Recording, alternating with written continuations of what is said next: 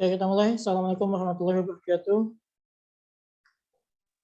Waalaikumsalam warahmatullahi Waalaikumsalam wabarakatuh. warahmatullahi wabarakatuh. Oke, untuk materi fisika sampai di mana kemarin? Halaman 50, Tat. Halaman 50 ya. Oke, yang catat soal itu sudah ya? Oh iya, Sudah. saya lupa Sudah ini dapat yang A-nya tuh, Tat. yang A-nya. Oke.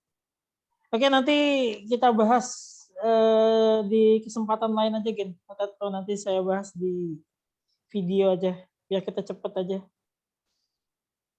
Oke, kita lanjut yang kedua, medan listrik. Cuma kalau untuk caranya sebenarnya sudah hampir sama ya dengan yang cara kemarin. Atau gini deh, saya ambil satu contoh soal lagi deh. Saya tidak mengacu ke yang di buku, cuma saya ambil satu contoh soal lagi. Oke, gini soalnya. Bentar ya.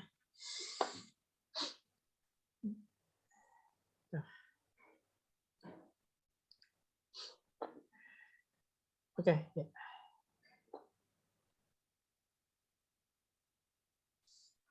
Oke, sebentar.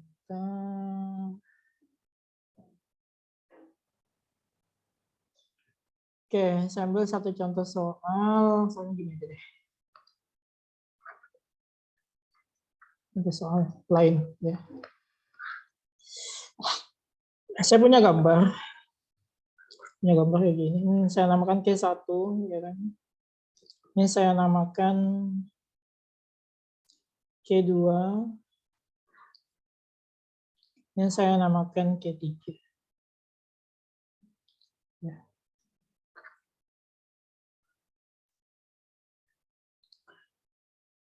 Terpisah pada jarak kayak gini. Nah.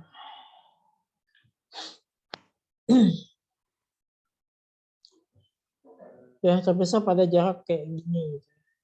Nah, saya ingin diketahui ya. Langsung saja diketahui misalnya Q1-nya misalnya 2 mikrokulom.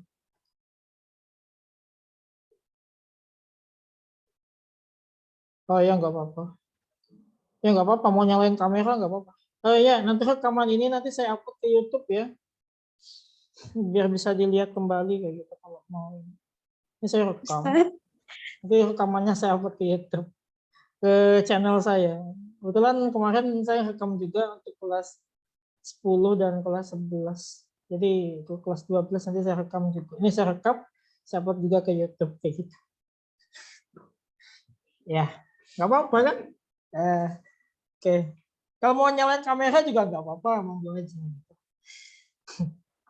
Oke. Q1 sama dengan 2 mikrokulom. Ya. Kemudian Q2-nya saya ambil misalnya, ya samalah ya, 2 mikrokulom. Nah, Q3 saya ambil mungkin 4 mikrokulom. Sudah paham ya, mikro itu gimana? 2 kali 10 pangkat minus 60. 2 kali 10 pangkat minus 60. 2 kali 10 pangkat minus 6. 4 kali 10 pangkat minus 60. Nah, saya ingin mencari, yang saya tanyakan adalah cari gaya 1,3. Artinya gaya interaksi antara Q1 dan Q3. Ya, Q1 dan Q3. Nah, cara mencarinya gimana? Cara mencarinya adalah sebentar.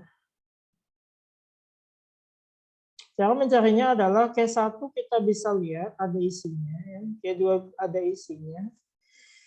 Nah, bisa kita langsung dengan cara kayak gini atau dengan 2 langkah. 2 langkah yang pertama adalah Q1 ini dengan ini dengan ini kayak gitu. Oh, jaraknya belum. Jaraknya saya ambilkan misalnya ini 3 cm. Ini 4, enggak usah deh 3 cm. 3 meter. Ini 4 meter ya. Ya, 3 meter dan 4 meter. Ya, 3 meter dan 4 meter. Ya, supaya lebih mudah ya. saya pakai satuan meter saja. Kalau pakai satuan senti kan terlalu kecil kayak gitu. Ya nggak apa-apa juga sih. Ya walaupun hasilnya nanti lebih kecil kayak gitu. Supaya kita memudahkan perhitungan aja. Kalau saya pakai senti ya nggak apa-apa juga. Ya nggak masalah misalnya. Jadi bebas aja sih gitu. Tergantung soalnya. Nah, kita nggak tahu ini berapa. Gitu. Nah, saya masukkan di soal tadi. Ini namanya R12. Ini sama dengan 3 meter. Dan R23 sama dengan 4 meter. Nah, cuma ini saja yang diketahui, jangan salah. Lalu pertanyaannya adalah F13. Saya gimana cara mengetahui? Cara yang pertama adalah dengan cara kalian menghitung F12, kemudian F23. Kemudian ditotalkan, masukkan ke rumus yang kemarin, yang saya kasihkan kemarin, resultan atau F resultan itu sama dengan akar F1 kuadrat ditambah F2 kuadrat ditambah 2 kali F1 F2 kosinus theta. Nah, kalau ini kosinus theta dia pakai 90 derajat. Cos 90 derajat sama dengan 0. Ya enggak? Cos 90 0 ya. Cos 90 derajat sama dengan 0. Tapi yang bermain hanya ini saja. Itu cara yang pertama. Cara yang kedua adalah dengan langsung menghitung ini. Ini kan ada Q1-nya ada, Q3-nya ada. Tinggal kita cari ini. Dengan cara apa? Dengan cara teorema Pythagoras. Ya kan? Teorema Pythagoras. 3, 4 berarti ini 5 ya kemungkinan ya. Triple Pythagoras. Nah, berarti ini mungkin 5 meter. Gitu. Kenapa dia saya ambil kayak gini? Ya supaya lebih mudah aja. Gitu. Nah, ketika ini dapat, maka kita bisa masukkan langsung. Nggak usah pakai kayak gini lagi, langsung masukkan F13. Ya. Rumusnya apa? K Q1 Q3 per R pangkat 2. Ininya tadi adalah 5 kan? Ini sini. Nah, tinggal dimasukkan seperti itu. Jadi ada dua cara ya. Cara yang pertama dengan cara mencari ini dengan ini dulu. Kemudian cari ini dengan ini, dengan memakai rumus yang sama kayak gini tadi, baru nanti dicari resultannya kayak gini. Atau cara yang kedua adalah dengan memakai teorema Pythagoras. Oke, saya kasih waktu kira-kira mungkin 2 menit bisa nggak ngerjain ini? Dengan menggunakan yang kayak gini aja deh. Kira-kira berapa hasilnya? Yang F13. Ya, berapa saya kasih waktu 2 menit ya.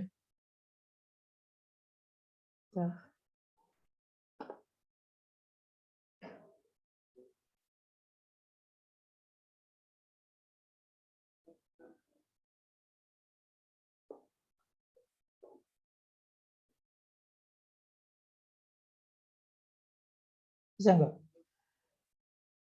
Atau nggak bisa? Bisa?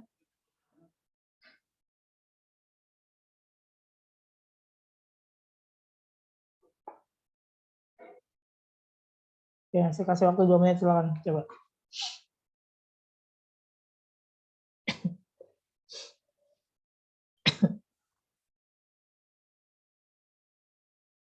Nah, sudah dapat, silakan open mic aja berapa jawabannya gitu. Atau dituliskan di kolom chat, nggak apa-apa juga. Kalau ini bisa, langsung kita lanjutkan dengan materi ini. Karena materi yang kayak gini sebenarnya nggak terlalu susah ya. Tinggal bermain di apa namanya? Di konsep aja sih sebenarnya gitu.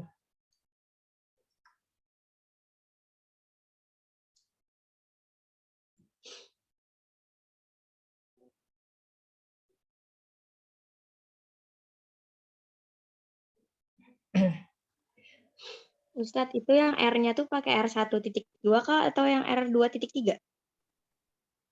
R1.2, F2.3. Kalau yang R1.2 yang ini, yang ke sini, berarti Iya, yang Mak. ini. Kalau R yang 2.3 pakai yang ini. Ini ya. Berarti pakai yang mana, Ustaz? Buat ngitung, kan kalau yang F-nya kan sama dengan K dikali Q1 dikali Q2 per R2 kan, R pangkat 2. Coba. Kalau saya ngambil Oh, F 1.3. 1, 2 gitu ya. Ini, atau 1.3. Yang mau dicari mana? Langsung kayak gini atau yang cara yang pertama? Cara pertama. Kalau cara pertama 1 dan 2 dulu kita cari. 1, 2. Berarti gini. F12 K Q1 Q2 per R12 pangkat 2. Berarti R yang dipakai adalah R ini. R3. R3 meter. Nah, kalau saya masukkan berarti di sini K-nya K Q1-nya tadi berapa ini? 2 mikro.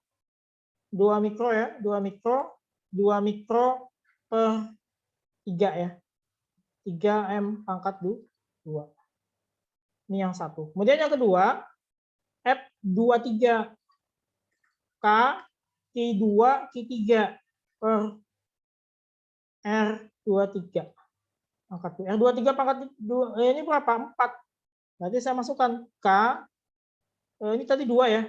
2 mikro, ini 3 mikro per sorry. Oh, 3 sih. 4 M pangkat 2. Ini hasilnya berapa? Ini hasilnya berapa? Nah, dua hasil ini kita gabungkan.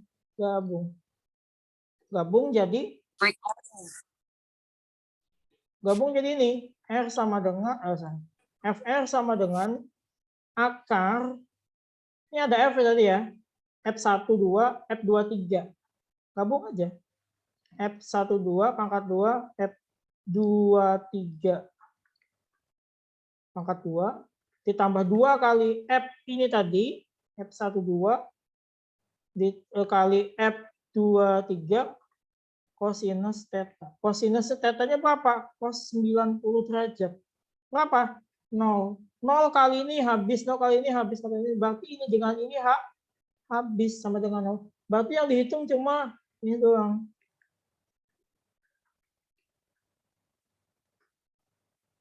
Nah, hasilnya adalah itu. Ini adalah hasilnya.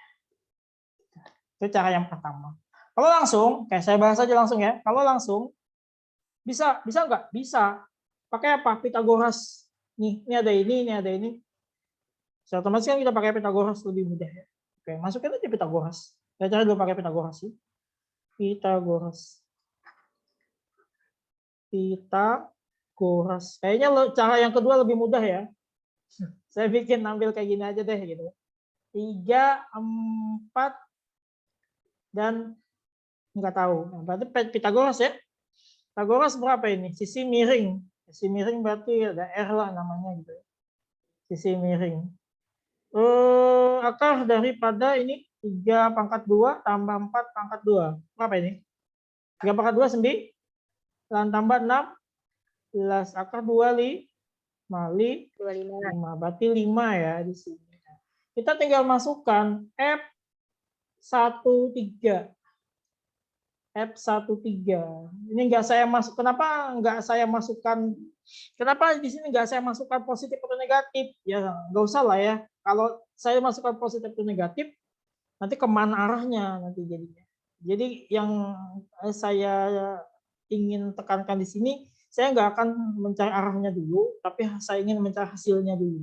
Hasilnya berapa sih gaya interaksi antara dua buah muatan? Nah, yang saya ingin cari adalah F13. Sudah dapat kan ini? G1 berapa? Nih. Berarti 2 mikro. 3 ini. Berarti ini ya. Oke. Kita coba 2 dan 4. Semoga nggak pusing. Q1 Q3 dibagi R13 pangkat 2. Masukkan 9 kali 10 pangkat 9 Newton meter pangkat 2 per C pangkat 2 kali 2 ya. 2 mikro 2 kali 10 pangkat minus 6 Coulomb kali 3 kali 10 pangkat minus 6 Coulomb per 5 meter dipangkatkan 2. 9 kali 10 pangkat 9 Newton meter pangkat 2 per C pangkat 2 kali 2 kali 3, 6 ya. Kali 10 pangkat minus 6 tambah minus 6, min 6 tambah min 6. Min 6, ini berarti negatif. 6 sama dengan negatif 2. Minus 12. Ya, minus 12. Berarti di sini sama dengan minus 12. Coulomb pangkat 2 per 5 pangkat 2, 25 M pangkat 2. Ya. Yang nggak perlu coret. Ya, habis sisa Newton. 9 kali 6 bagi 25. Berapa? 2,16. Pas hasilnya, 2,16. 9 kali 6, Iya. oke, 9 kali 6. 9 kali 6 bagi 25 kali 10. Oke, gitu ya. Nanti 2,16 ya, kali 10 pangkat. Ini pangkatnya 9 ada masih, kita punya berarti ditambah Minus 12. 12 dibagi berarti dikurang ya. Kurang, ini pangkatnya kalau saya pangkatkan jadi 25 pangkat 0 ya. Nggak usah deh. Karena nggak ada pangkat lagi kan ya. Nggak ada pangkat lagi, jadi nggak Nggak usah. ada, Ustaz. Ya, nggak usah. Itu aja. Nggak usah dibagikan kan. Berapa ini? Berapa ini? Minus Minus 3. 3. Minus Minus 3. 3. Minus 3 ya. Oke, minus 3. Berarti 2,16 kali 10 pangkat minus 3. 3. Bisa.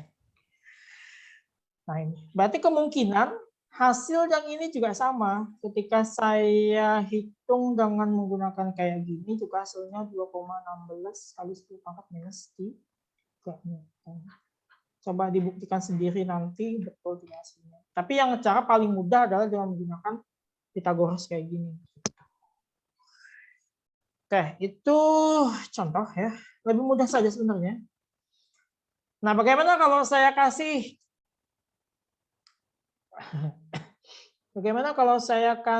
muatan di sini? Kan saya nggak kasih muatan. Kan nggak kasih muatan ya. Di sini nggak kasih muatan. Nggak kasih muatan. Ya, saya pakai merah ya, kalau nggak ada buta warna kan ya. Sebentar. Kenapa ya? Nggak bisa. Oke. Saya kasih muatan positif, misalnya saya kasih muatan negatif. Positif, negatif, tarik menarik ya. Berarti ini tertarik. Ini anggaplah ini yang kecil yang mana? Yang kecil yang Q1. Q2 paling ya enggak? Enggak ya. Kalau mikro itu kan lebih kecil ya, pangkatnya lebih kecil kan. Nah, berarti yang 2 dengan 3 yang mana lebih kecil? Yang 3. Karena 0,3 kan. Berarti yang ini tertarik ke sini. Tertarik ke sini dia. Arahnya tertarik ke sini. Ya. Jadi arah panah kalau kita menentukan dengan menggunakan arah panah, berarti panahnya ke sini. Ya. Nah, beda kalau dia dengan tolakan positif dengan positif, maka dia tertolak. Yang lebih besar mana? Ini dengan ini. Yang lebih besar kan adalah ini ya. Berarti menolak ke sini. Berarti ini akan tertolak nanti ke bawah. Garisnya. Ini. Jadi F-nya ke sini nanti. Gitu. Kalau dia menggunakan ini tanda muatan ya. Tapi kalau nggak ada tanda muatan, biasanya sih jarang ya ada menggunakan tanda muatan gitu. Kalaupun soal biasanya yang dicari hanya jawaban berapa nilainya gitu. Oke, sampai sini dulu silakan. Kalau ada tanya-tanya. Selanjutnya masih ada waktu untuk membahas sedikit lagi. Saya ingin bahas tentang medan listrik. Ada? Oke, aman saja. Aman ya? Aman. Ya, lanjut. Kita masuk ke medan listrik. Nah, saya cari yang warna yang asik-asik aja nih. Oke, nomor 2 ya. Nah, saya ambil namanya medan listrik. Oke, halaman 50 ada namanya medan listrik. Medan itu apa sih? Medan itu apa? Yang tahu medan? Kota ya? Ini kota. Bukan ini dalam fisika. Ada yang menyebut kota itu dalam keseharian, ya, kota Medan. Nah, apalagi yang berkaitan dengan Medan ya, tapi bukan kota ya. Medan ini apa? Medan ini daerah atau areal atau area. Dalam artian ini apa? Dalam artian kalau kita berbicara dengan distrik Medan. Medan ini kalau berbicara dalam hal fisika adalah daerah atau area atau areal, ya sama saja satu daerah lah ya, yang masih dilingkupi atau terlingkupi lah ya, yang masih terlingkupi oleh suatu gaya. Daerah atau area yang masih terlingkupi oleh suatu gaya, ini namanya medan. Apa saja medannya? Macam-macam. Ada medan magnet, ada medan listrik, ada medan gravitasi. Ya. Jadi kalau kita berbicara tentang medan listrik, berarti yang melingkupi adalah gaya listrik di sana. Kalau kita berbicara tentang medan magnet, berarti yang masih medan tersebut atau area daerah tersebut masih terlingkupi oleh gaya magnet. Begitu juga dengan gravitasi. Berarti daerah tersebut atau area tersebut masih terlingkupi oleh gaya gravitasi. Nah, kebetulan kita hari ini berbicara tentang namanya medan listrik. Medan listrik. Nah, yang namanya medan listrik berarti di sini gayanya adalah gaya listrik. Listrik. Berarti daerah atau area yang masih terlingkupi oleh gaya listrik. Gimana contohnya? Contohnya gini. Saya punya muatan ya, muatan positif, muatan negatif. Anggaplah ini muatan ini adalah muatan listrik. Ya. Berarti dia menimbulkan gaya listrik atau gaya percikan listrik atau apalah namanya ya, yang mengakibatkan suatu benda itu akan mengalami gaya ya, akan mengalami gaya listrik ketika berhubungan dengan benda ini. Nah, arealnya terlingkupi sampai sini misalnya. Arealnya terlingkupi sampai sini. Anggaplah arealnya kayak gini. Nah, ketika benda saya lakukan, saya kasih namanya benda uji atau muatan uji misalnya, muatan uji sembarang apakah gitu, misalnya besi kah atau apa. Nah, ketika saya dekatkan besi kan ketika berdekatan dengan listrik, maka dia akan tertempel ya, akan tertempel oleh ininya, apa namanya gaya ini. Nah, ketika saya letakkan besi di sini, maka besi itu akan tertarik ke sini. Ketika saya letakkan besi di sini, besi akan tertarik ke sini. Begitu juga ke sini. Tetapi ketika saya letakkan di sini, besi tidak tertarik lagi. Berarti daerah ini bukan daerah medan listrik. Nah, gitu. Atau magnet misalnya. Ketika saya letakkan magnet, berarti kita berbicara tentang medan magnet. Ketika besi saya letakkan di sini, masih tertarik oleh magnetnya. Tapi ketika besi saya letakkan di sini, tidak tertarik lagi, maka daerah ini bukan daerah medan magnet. Kayak gitu. Sampai di sini silakan. Kemudian selanjutnya, kalau ada yang ditanyakan. Aman ya? Aman atau gimana? Udah pahami dulu, silakan.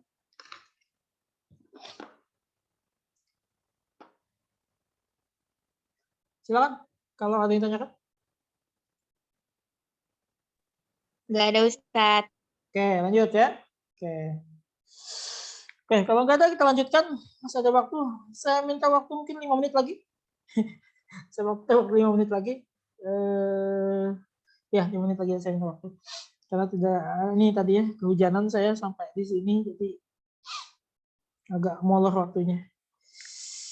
Oke, sedikit saya akan membahas tentang formulanya. Kalau di buku kan itu ada namanya medan listrik itu apa. Nah, berarti ada namanya kuat medan listrik di sana. Saya bacakan sedikit.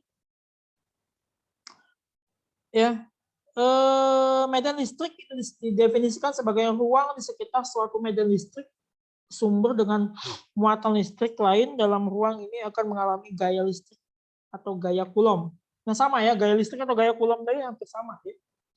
Ya, karena gaya listrik itu ya juga sebenarnya adalah gaya Coulomb kayak gitu ya. Adalah gaya Coulomb juga gitu. Oke, konsep medan listrik ini pertama kali diperkenalkan oleh namanya Michael Faraday. Jadi Michael Faraday ini adalah seorang ilmuwan, saya lupa dari daerah mana kayak gitu, pokoknya dari Eropa kayak gitu kan. Dia menyelidiki tentang efek daripada arus listrik di sekitar, medan magnet di sekitar arus listrik. Sehingga penemuannya ini menjadi cikal bakal adanya motor listrik. Motor listrik itu apa sebenarnya? Nah, motor listrik itu yang kalian gunakan dalam kehidupan sehari-hari. Misalnya kalian blender ya, blender itu kan ada ini mesinnya di dalamnya. Nah, itu adalah motor listrik namanya. Blender, kemudian kipas angin, itu di dalamnya ada motor listrik. Yang di tengah-tengahnya ada namanya dinamo ya. Nah, dinamo itu sebenarnya adalah motor listrik. Jadi penemuan yang ditemukan oleh Michael Faraday dengan menggunakan konsep medan listrik ini tadi adalah dinamo. Ya, dinamo. Itu atau motor listrik. Nah, di sana ada disebutkan benda bermuatan yang menghasilkan medan listrik kita sebut sebagai muatan sumber. Ada namanya muatan sumber. Benda yang menghasilkan muatan listrik namanya muatan sumber. Nah, kemudian muatan lain yang kita taruh pada medan itu adalah muatan uji. Nah, jadi muatan sumber ini adalah ini. Saya katakan ini adalah muatan sumber atau K. K besar lah ya muatan sumber. Nah, kemudian benda yang saya uji tadi, saya letakkan di sini. Tarik ya di sini. Ini namanya muatan uji atau K kecil. Ketika muatan sumber dan muatan uji ini saling berinteraksi, maka dia akan menimbulkan namanya gaya Coulomb atau F Coulomb yang kita bahas tadi. Sehingga formula daripada E atau energi atau yang disebut sebagai medan ya atau kuat medan listrik adalah E. Ini dirumuskan sebagai gaya Coulomb dibagi muatan uji atau muatan ujinya. Oke, nah. Ini. Gitu. Dari mana dapatnya ini? Nah, dapatnya ini adalah dari ini. Ya, dapatnya ini adalah dari ini. Oke, sebentar. Hasilnya apa sih kayak gitu? Oke, hasilnya apa sih untuk mencari ini? Gitu. Turunannya gimana ya? Kalau saya turunkan kan berarti gini. E sama dengan F itu kan apa? F itu kan adalah K atau K kali K, ya kan? Dibagi dengan R pangkat 2. Nah, kemudian dibagikan dengan muatan ujinya, K0. K0 ini saya anggap K0 ini saya anggap K. Maka ini dibagi ini bisa. Sehingga nilai hasilnya adalah E sama dengan Q per R pangkat 2. Ini adalah formula yang digunakan untuk mencari nilai medan listrik. Asalnya dari mana? Asalnya dari sini tadi. Ya. Muatan gaya interaksi dibagi per muatan uji. Itu namanya adalah kuat medan listrik. Ya, di halaman selanjutnya itu penurunan rumusnya. Gitu. KQR pangkat 2 di halaman 52 persamaan 2.10.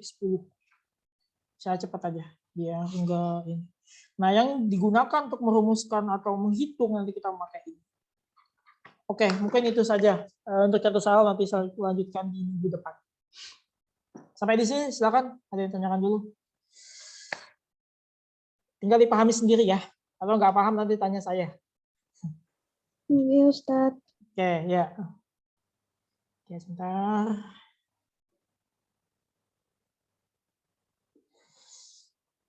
Ya, sebentar ya, saya presentasi dulu. sebelum saya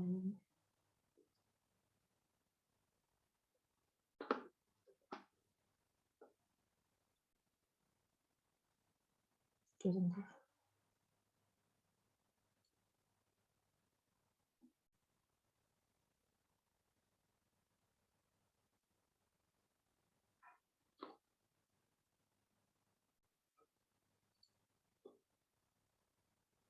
Oke, sebentar saya presentasi dulu. Ada 22 orang. Udah nggak masuk buat ini.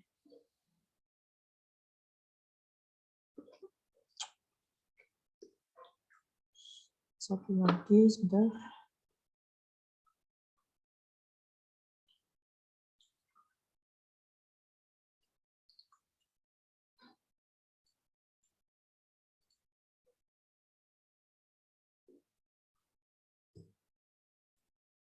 Oke, kalau nggak ada yang tanyakan, aman semua berarti ya? Oke, kalau nggak ada, Aman. saya cukupkan. Terima kasih atas partisipasinya. Sampai bertemu kembali di kesempatan selanjutnya. Saya Ri, Assalamualaikum warahmatullahi wabarakatuh. Waalaikumsalam warahmatullahi wabarakatuh. Makasih Ustaz. Terima kasih Ustaz. Ya, oke.